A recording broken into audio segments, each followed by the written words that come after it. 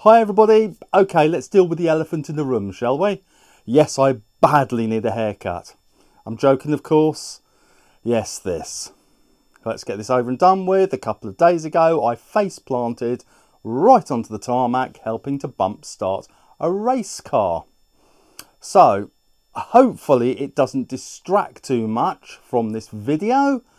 And I'm going to try to stay out of it as much as I can for this particular one. I'm just going to be showing you the pictures and things like that and doing a voiceover. You see, I've got so many videos lined up. I just wanted to get this one done. So, on with it, I think. And try and ignore this. Shall I do this? Anyway, this is a short test in comparison with these. They are the two Nikon Z teleconverters, 1.4 and ×2. And I'm comparing them to these, the 1.4 Mark II and the 2x Mark III. So that's got to be simple, huh? Well, no, as it turns out. Despite the Z lens opening, which is here, looking very much like I could use an FTZ adapter on it, they don't fit due to the tabs. And that means I can't test them using my trusty 300mm like I normally do. Therefore, all testing with the Z 1.4 and the 2x converters F-mounts will be done with the Z 70-200 f2.8 and an F-mounted, that's the other way around, 2.8. So this video now gets a little bit complicated because if I can't test the same lenses, do you know, I'm starting to see why I haven't seen any comparisons about videos like this before. But anyway, let's press on regardless. So if I'm going to use two types of lenses, I need to have some kind of baseline. So as a desperate way of making sense, let's firstly compare both lenses, the images from both lenses, way before I put any of these teleconverters on, because then we can see whether one's better than the other or whether they're just as good as each other. And let's get to it, shall we? Now, one thing I will say is the F-mount lens I'll be using is the latest. It's the very latest. But even so, it was still released in 2016. A full 2 years before Nikon and Canon even thought of releasing a full-frame mirrorless camera. You know, we hadn't even heard of the Z series at that point. So is it fair to compare this lens and one designed for the Z mirrorless camera? There's 4 years difference between them. Probably not, but we're going to press ahead anyway. These are the pictures I took. As these are using roughly the same settings, I'm going to let you guess which lens is which. Decided? Did you get it right? Now you can see how heavily cropped they are from the original. So they were both pretty good quality. What about this little cutie? Which lens was that? Which lens is which? Let's zoom out again to see how much I cropped. What do you reckon? Not bad, was it? So these two are just as cropped. Can you see much difference? And lastly, which lens do you reckon? I mean, I can't tell the difference. I don't know about you. They are so similar. So that's our rough baseline. I reckon the quality is close enough to continue. It's a relief. So the question is, how do the Z or F mounted teleconverters compare to each other at 1.4 and ×2? Let's start with 1.4. So, yet again, pretty close, aren't they? Can you see a difference? I can't at the moment.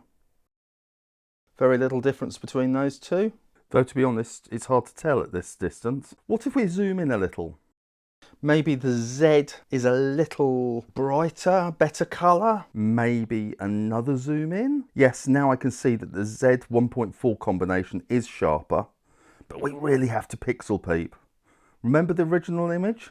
This is the crop. So let's try the ×2. I think the Z ×2 is a little richer perhaps. Yes, I think it is. But quality-wise, they're very, very similar. I think we're going to have to zoom in again. Yes, I think the F mount has slightly more detail, but we really have to crop in to see any difference. And talking of cropping in, how does a teleconverter compare to cropping the image in editing? I'm now going to compare images taken with both lenses, with and without teleconverters, shot from the same position. Those without were then cropped during editing. Firstly, we have the f/70-200 cropped into 1.4. There's a good amount of detail in that. It's looking pretty good. And next we have the f/70-200 with the 1.4 teleconverter on it. Now we have the Z/70-200 that's been cropped to 1.4. And finally, the Z/70-200 with the 1.4 teleconverter on it. They're all very similar, aren't they? Apart from maybe the f/70-200 with teleconverter was a little bit grainy.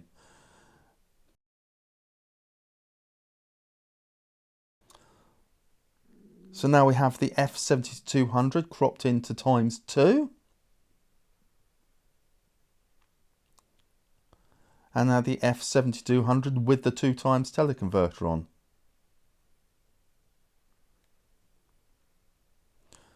Move over to the other lens, the Z/70-200 cropped into ×2. And now the Z/70-200 with the 2 times converter on. That's pretty good quality.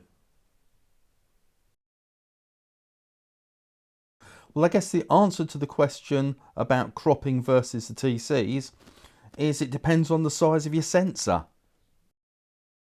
So I guess the final question has to be, are these teleconverters cost effective?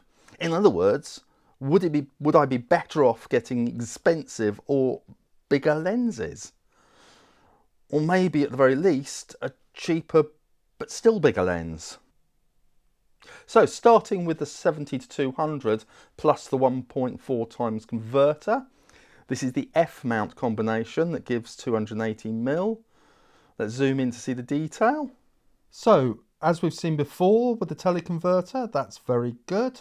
I'm going to zoom back out and then pop it up into the corner here as an aide-memoire, because that's what we're going to compare the other lenses to.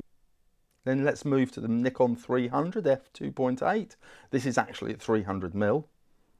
It's new, it's still over 4,000, but you can get a used one for about 1,000.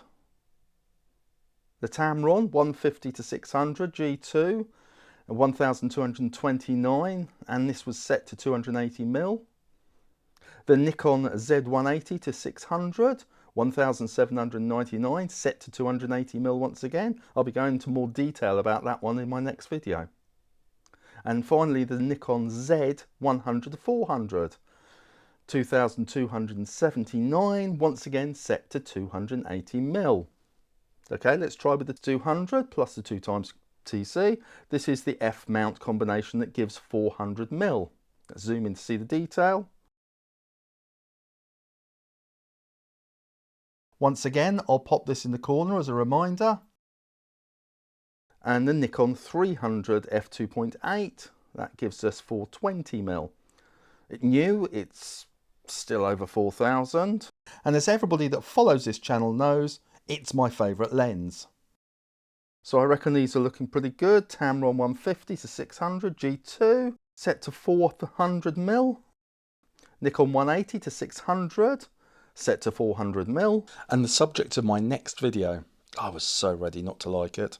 And finally the Nikon Z100-400, once again set to 400mm. The lens I originally got for a test and ended up getting one of my own. So, is that cost effective? Here's my conclusion. Okay, during this video I asked a number of questions. Number one, How do the Z teleconverters compare with the older F mounted ones? Well, I think I've shown the answer to that is pretty flipping well. I'm not planning on getting them for the quality upgrade, and though it's a pain that I can't fit my Z lenses to my F mounted TCs, well, I could still do without them, to be quite honest with you. Question number 2, how does a teleconverter compare to cropping the image in editing? Well, I think I probably answered that during the video, but if you've got a camera capable of about 45 megapixels, then cropping will not be a problem at all. However, if you want to have your cake and eat it too, then a means of magnifying the picture and then cropping a large image file, well, that's just editing heaven. Finally, is it better to use a teleconverter, crop in, or shell out for a bigger lens? Well, that's a harder one to answer. If you already have an f2.8 lens that's 200mm or above, then financially it can make sense, because if you want to buy anything above 400mm that doesn't have the same f-stop restrictions than TCs, then you can expect to pay an awful lot of money for them. That's why I chose the consumer price lenses for this video, to show what they could achieve at the lower price. I think to continue we need to look at the figures. As I said, if you've already got, say, a 70-200 f2.8, then to get 140 to 400mm zoom, a 2x converter that costs £429 or F for an F, or £629 for the Z mount, isn't a huge amount of money in lens terms. Although it's worth remembering that that f2.8 lens now becomes an f5.6 lens. If you want to be less extreme, you can try a 1.4 teleconverter. Now your 70-200 becomes a 98-280, and your f2.8 becomes f4. And it's only cost you about £530 for an F or Z mount teleconverter. However, if you have to buy the new 70-200 f2.8 as well, the combination will cost you a lot more. The VR 70-200 f2.8 plus a 1.4 teleconverter will cost you £2,748. If you want to get the 2x converter, it'll cost you £2,698. If you go Z, then the 1.4 plus the lens will cost you £2,718, and for the 2x converter it'll actually cost you £2,768 for the combination. It's not really worth using a teleconverter with anything but a fast lens, as you lose way too much light. So how do the prices compare to the larger zoom lenses that I've used during the video? Well, the Nikon 300 f2.8 new is still over £4,000, but you can get a used one for only about £1,000, which I think is an absolute bargain. Tamron 150-600 G2 is about £1,229. The Nikon Z180-600 is £1,799, and the Nikon Z100-400 is £2,279. So all those zooms are cheaper than the 70-200 plus a teleconverter combination. So if you don't already own that lens, it may be more cost effective to go for a larger lens. I wouldn't recommend using a teleconverter with those larger lenses that I've used, as the f-stop payoff just won't be worth it. You may end up with, say, f8. The exception, of course, is the 300 f2.8. For most photography, the larger lenses that I used, or either of the converters with a fast lens, are easily good enough and financially sound. But if I had a one-off opportunity to go on safari in, say, the Serengeti or polar bears along Hudson Bay, I would opt for some serious glass. And that means prime lenses, of course. Plus the fact that teleconverters do tend to upset the balance of the camera. I'll tell you, having a standard lens plus a teleconverter plus an FTZ adapter makes for a really complicated and unwieldy setup, even using the 70-200 lens. Finally, the one thing I haven't mentioned is focus speed and accuracy. The better the lens, the faster and more precise the focus is, and that means more keepers. I'll cover that subject in my next video too. Anyway, hopefully this video has helped a little, and if it has, then do please like it. And if you don't want to miss the next video, or you really liked it, then do please subscribe. So until next time, when hopefully this has disappeared and sorted itself out, take care.